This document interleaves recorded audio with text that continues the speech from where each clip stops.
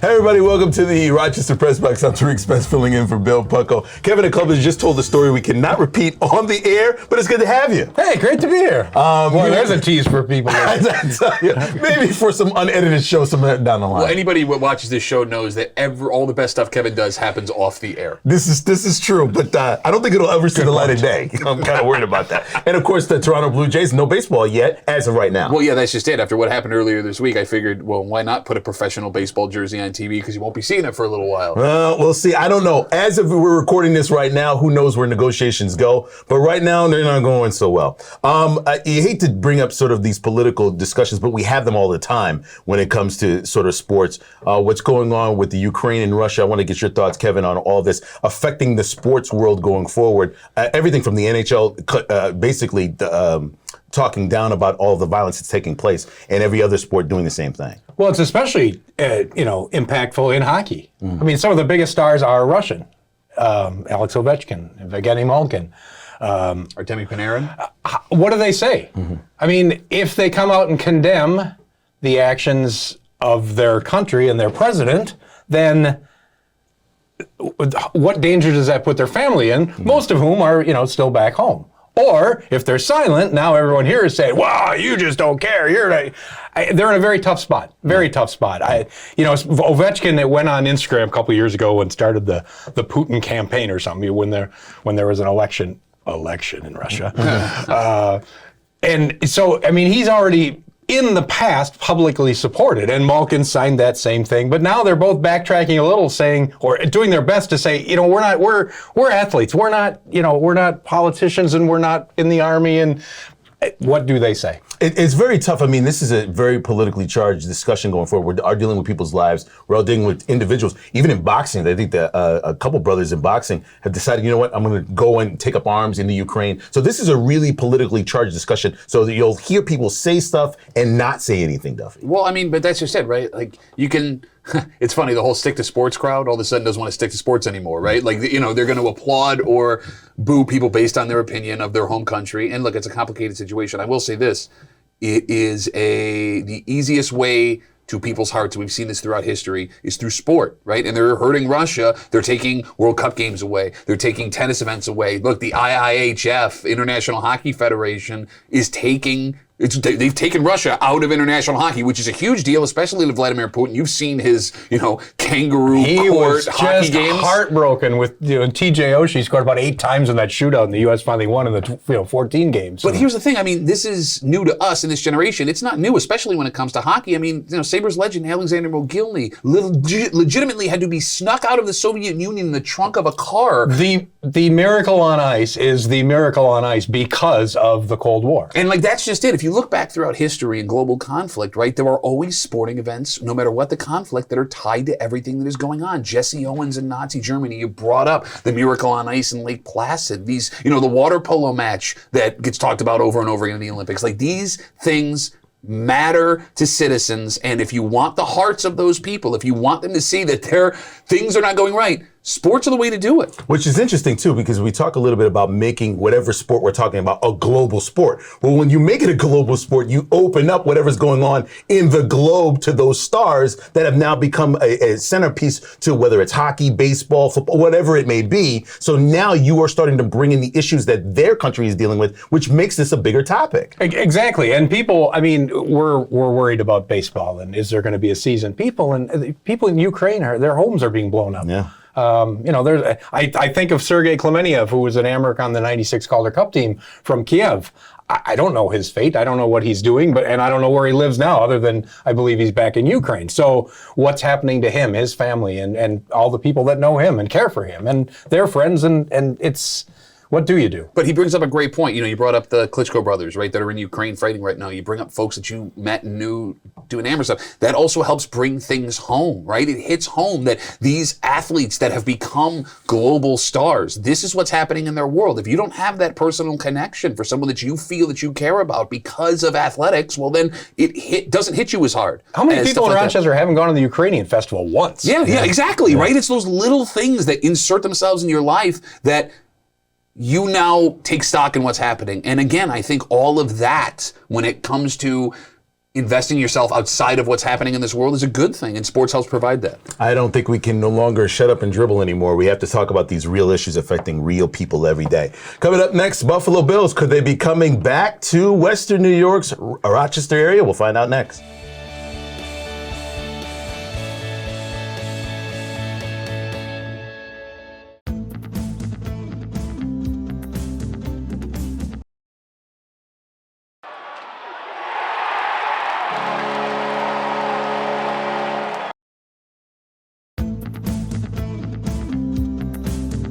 Welcome back to the Rochester Press Box. Tariq Spence filling in for Bill Pelko. And of course, the Bill segment is being brought to you by Ralph Honda. 3 generations and celebrating 50 years as New York's first and oldest Honda dealer. Visit Ralph Honda today and find out how we do Honda right. RalphHonda.com. All right. Go ahead. Well, you said Bill segment. Bill Pelko segment or Buffalo Bills segment? There's only one Bills. There is a Bills segment. There's only one Bills, he said. There is only one Bills. I don't know. I got a lot of one Bill. Better hold on to them. They might be valuable. All right, so what about with the possibility, 2 years it's been removed, possibility of St. John Fisher in training camp coming back? I know you're excited. Look, I'm excited. I'm shocked by it, to be frank. Look, the move seems to be NFL-wide franchise, bring everybody back home. The Bills, the Pagulas invested tens of millions of dollars in a facility in Orchard Park, which we thought the Bills would end up moving to. I'll be honest with you. In the years when the contract was coming up, the last couple of years, when McDermott and Bean said, we'd love coming to Rochester, I thought it was just lip service. And the most important thing, and you can speak to this, with your years in working in media here, I didn't think that the money was worth it anymore to come to Rochester. When they came here in '99, you had Kodak, you had Xerox, the Democrat and Chronicle sponsored camp, all of these businesses. Well, as the years have gone on, those businesses have whittled away. I assumed that meant camp in Rochester was done. I'm hoping now I'm wrong. Like, now there's hope again. This is great. I mean, I'm trying to figure out what happened to the mentality of getting away and getting the team together and, whatever it is for those 2 weeks that was so important to NFL teams for a long time. Is it just money? They have so much money to begin with that if there's nothing to that, if there really isn't bonding and a getaway and bringing people together, team together, whatever it may be, then I understand it. But because money cannot be an issue in the NFL. I mean, there's just so much money you couldn't even count it. Doesn't matter who you are, what bank you are. I don't know. We've seen him do some pretty strange things for the sake of money. Yes. And granted, things are different post-pandemic because of what happened. A lot of teams lost a lot of money without fans, and there's no question. Well, and the sponsorship. Didn't lose, made less money than they would have. Yes. Well, this is interesting because it leads to my second question about all of the coaching changes that are going on with the Buffalo Bills. Could camp be just as important for the players and the coaches this year with so much turnaround in the coaches' position? Oh, yeah, absolutely. Especially for Ken Dorsey, the offensive coordinator, right? This is going to be his first offensive coordinator job, and him and Josh Allen, they're familiar with each other. They've been on the roster together, the staff, for years and years. Josh loves him, but yeah, man, I hadn't thought of that. The fact that you're getting away with your new coaches, your offensive coordinator, this quarterback coming together, maybe that helps the bonding situation, but then again, how do you measure that metric, right? Like, how do you measure bonding with a number? Well, I guess there's less temptation to find something else to do. If you're at home, it's easier. Okay, we're done. We've been in this video room for 6 hours. Okay, that's enough. If you don't have anywhere to go but your dorm at Fisher or wherever they go, I'm not saying they don't go out, but maybe it is easier to continue to hang out with who's new. If this was 1987 in Fredonia, I'd agree with you, but this is where you go, right? Like, even if you're in a room, I can be in a room with you. Like, when you're talking, when we're off camera. Good point. Nobody's talking to anyone anyway. No, I'm on my phone. But yeah, Kevin, no, that's great. No, that's fantastic. That sounds really interesting. Awesome. Thank you so much. Even if you're not on your phone. The laser focus, though, has got to be on getting to the Super Bowl AFC Championship game. So I would guess camp would start all over again with brand new philosophy going forward, offensively, defensively, everything that's a part of it. But you still have a team in a window with this Bills team. Yeah, no, the philosophy is, hey, let's not blow the opportunities that we've blown the last 2 seasons, right? The philosophy is let's throw the ball and score all of the touchdowns and, get one defensive play when you need it. There's your philosophy this season. How much more do you need to change? Yes, you have free agency questions. Yes, you got draft questions. But look, I am confident in this team this year. As long as Ken Dorsey can step up to the plate and do what he has to do, I have the same excitement that I've had the last 2 years for the Bills. Looking forward to the start of a brand new season, and we're still how many months away? January, February, a lot of months. Yeah, we're counting down, but camp could be here soon. We'll talk, like it or not, coming up next, Rochester Press Box.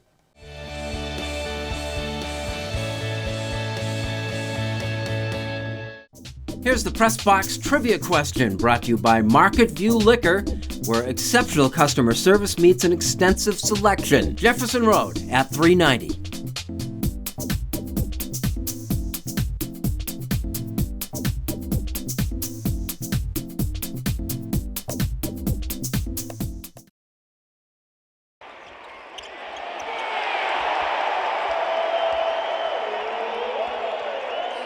Travel season is right around the corner, and have I got some getaways for you. Hello again, Mike O'Brien, your getaway guy, with all my getaways on my next podcast and a free book giveaway. Go to thegetawayguy.com. Here's the Press Box trivia answer brought to you by Market View Liquor, where exceptional customer service meets an extensive selection. Jefferson Road at 390.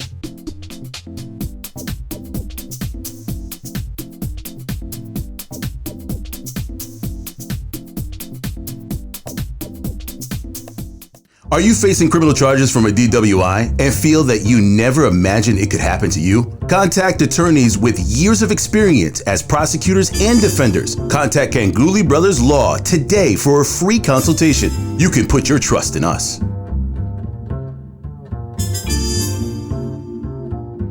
Welcome back to the Rochester Press Box. This segment of the Press Box, like it or not, is being brought to you by Ganguly Brothers Law, attorneys with years of experience defending the accused. Don't go unprepared with less. Contact Ganguly Brothers Law today. All right, Kevin, Derek Jeter, 4 years with the Marlins, resigns just before the season starts, if it ever starts. It appears, and I've read several things, opinions with, Derek Jeter has never been one to let anyone inside to his life except, that gift basket that he gave the people on the ladies. Jealous you were going to give away. The ladies never go away as they went forever. home in the morning. But we don't know a lot about what's inside and what's behind it. But the people who know the situation, or supposedly do, have written that he just didn't sense winning. There was no commitment from ownership to win. He went there believing there was, and now 4 years into what was supposed to be 5 years for sure, he says, you know what, it's not working. No, and that makes sense based on the product that the Marlins were putting out. Because, that team, it was one of those teams where you watched where they were better than their record said they were, right? And you'd watch a couple innings of baseball and goes, wow, there's something here, yet the Marlins would never capitalize on any of that. Yes, and they were supposed to be bad, but you could see the talent. It's like, oh my gosh, here they come again. It's, how they did it under Wayne Huizenga. They built a great team, won it, he dismantled, and they've done it twice. This seemed to be building again now, new owner, different ownership from those eras, but it appeared winning mattered.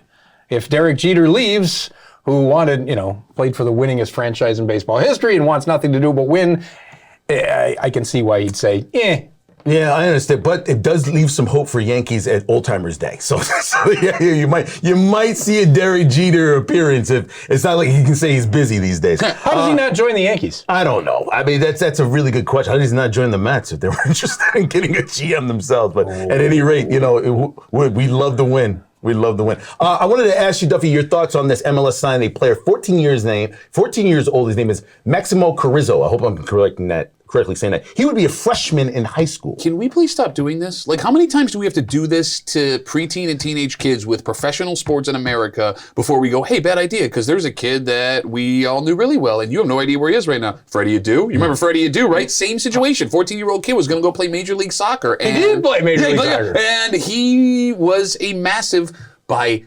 standings of athlete, failure in that sport. You look at someone not his fault. No, not at all. That's the worst part. These are grown men. Yeah. These are grown men. And you look at someone like Simone Biles, someone who's been in the spotlight since she was a teenager, and what she had to go through in the last Olympics with all that pressure on her. It is not healthy. It is not good. It does not help your sport. How many times? How many times should they have signed some kid out of the Little League World Series because, he was just bigger, stronger, faster than everyone his own age? So I don't know how you project a 14-year-old into a 20-year-old and a 25-year-old. Even talking high school kids, of all of the players when they were eligible that were drafted right out of high school into the NBA, are there 5 to 10 that made a legitimate impact in the league while they were there? And we're talking potentially, 50, 60, 70 basketball players? Stop doing this for the sake of the kids. Maybe the greatest or the first part of this young phenom bursting onto the national scene was Damon Bailey, basketball player out of Indiana, as an 8th grader, committed to Indiana. And the Sports Illustrated story said Damon Bailey, chooses Indiana. We'll choose high school later, which is exactly what it was. But think about how much this hurts this kid. And of course, I'm rooting for the kid. I hope it works out. That kid, with his talent, would have gotten a 4-year education at any soccer school he wanted to play at. Is he going to make enough money in endorsements and in the MLS? And I ask this question because, look, the MLS is not top of mind for most Americans. Are you going to make enough money to go get that college education that you sacrificed playing professional soccer, or whoever made that decision for you at 14 years old? Professionals at 14, we've seen it before in other professions. It doesn't seem to work out, but we still root for it. Coming up next, Unfinished Business. You're watching the Rochester Press Box.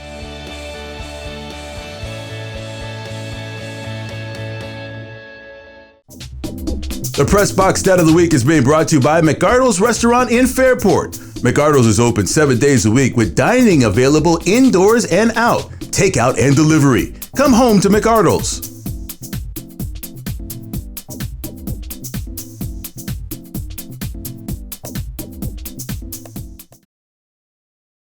Came now to Eichel. He floated one. Score!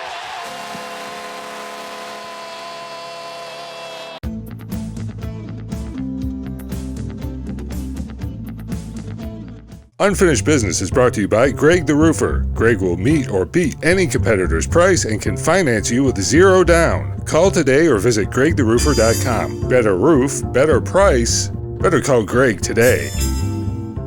Welcome back to the Rochester Press Box. I'm Tariq Spence filling in for Bill Pucko. It's Unfinished Business time, and that means Pat Duffy fires first. You grow up watching sports to catch a glimpse of your heroes. Let me tell you about my new hero, my favorite goalie in all of hockey. Her name's Lennox. She plays for my daughter's 12U hockey team, the Rochester Edge. And over the weekend, Lennox was the goalie that won them their playoffs and championship. You ready for this? This girl in 4 games had a .5 goals against average and 2 shutouts, including a 2-1 nail-biter win in the championship game. She's my favorite hockey player in the world. Well, other than my daughter, of course. What makes it even more amazing is Lennox is 9 years old, playing in a 12U girls league. She's like that big when you see her out there. She's the cutest, most adorable, hardest working, fun thing to watch ever. And I realized something this hockey season as a parent. I grew up loving sports. I love my Bills. I love my Sabres. And I idolized people tuned in just to watch certain people play. Your Mogilnys, your Haschicks, your Kellys, your Thurman Thomases. Well, as a grown man, I still have those people that I tune in to watch now. Josh Allen, obviously, but I'm 35 years old. And it kind of makes me a little bit sad that I'm tuning in to idolize guys that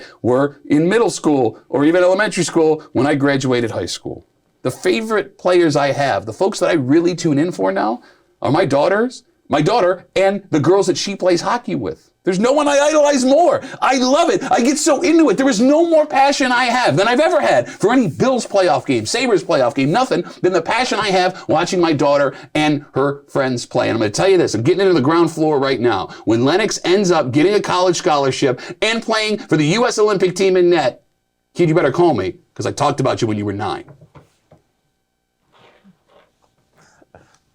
We have this baseball stoppage, strike, whatever it is. Millionaires who drive Lamborghinis fighting against billionaires who fly in with their private jet to the negotiations, which get nothing accomplished. And so we're going to have a delayed start of the Major League season. Obviously, my concern is the minor league season and what Major League Baseball has done to the minor league season.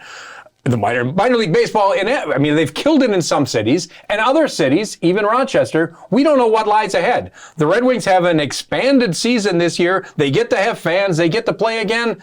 We don't even know if there's playoffs. Like, maybe they've actually taken care of that walk the thin line of development versus winning. If there's no playoffs, what does it matter? And unfortunately, in cities where baseball has a long tradition, it should matter.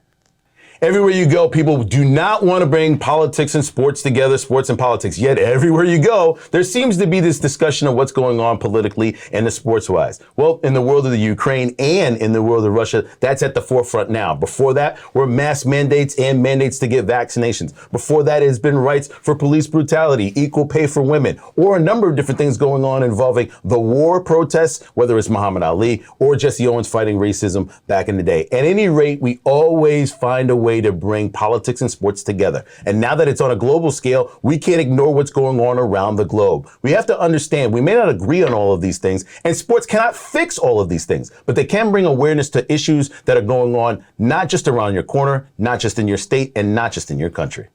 That's Unfinished Business. That's the Rochester Press Box. Kevin, thank you for the time. Appreciate it as always. Great to be here. Well, hopefully we'll have some baseball. Yeah, fingers crossed. Oh, that doesn't sound good. Well, we got baseball. The Red Wings are playing. We have baseball. This is true. So I got my baseball. It's Why fine. don't we move their season up? Yeah. We'll be back next week on the Rochester Press Box. Enjoy the rest of your day.